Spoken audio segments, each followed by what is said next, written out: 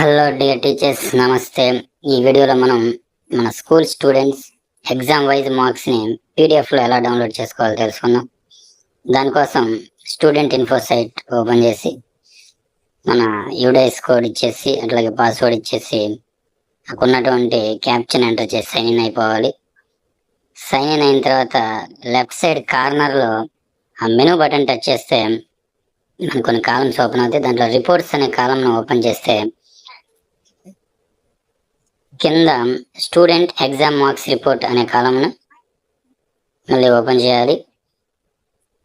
అందులో ఓపెన్ చేసిన తర్వాత మనకి అక్కడ స్టడీయింగ్ క్లాస్ అడుగుతుంది. మనకి ఏ క్లాస్ కావాలో ఆ క్లాస్ ఇచ్చేసేయాలి. తర్వాత ఎగ్జామ్ టైప్ కూడా మనకి ఏ ఎగ్జామ్ కావాలో ఎగ్జామ్ ఇచ్చేసి గెట్ డీటెయిల్స్ మీద టచ్ చేసామంటే మనకి అన్ని ఎగ్జామ్ మార్క్స్ అన్ని కూడా మనం ఎంటర్ చేసినవి ఓపెన్ అవుతాయి. ఇక్కడ మనం చూసుకోవచ్చు.